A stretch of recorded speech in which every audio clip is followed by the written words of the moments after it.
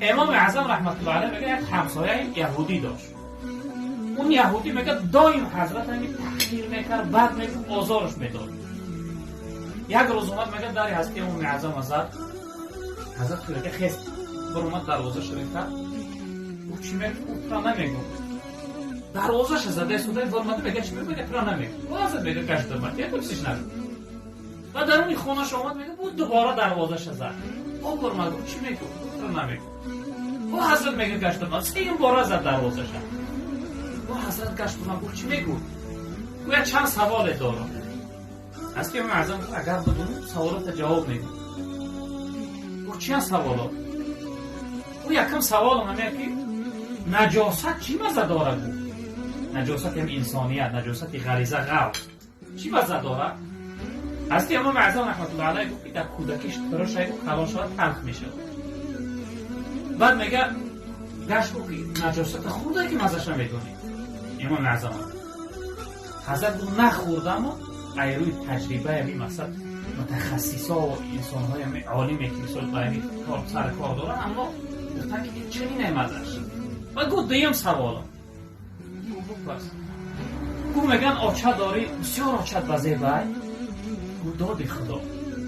گفت آچه تا میگن پیشای باری کلان کلان دارد گفت دادی خدا.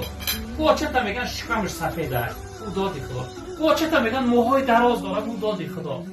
آچه تا میگن چقدر بلند قامت است گفت دادی خدا. آچه قدر بزه باشه با منش نمیتی؟ آچه با من نمیتی گفت؟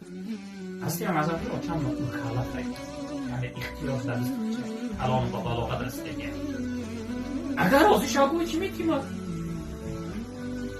بعد حضرت میگه ای دروازه سوی درون خونش درون درمد. همین لحظه میگه مردم جمع زده بودن از این دروازه هستی هم حضرت این بدبخت همی چی سوال ها داده است چی چیز میپرسد و صبر حضرت هم ببینید.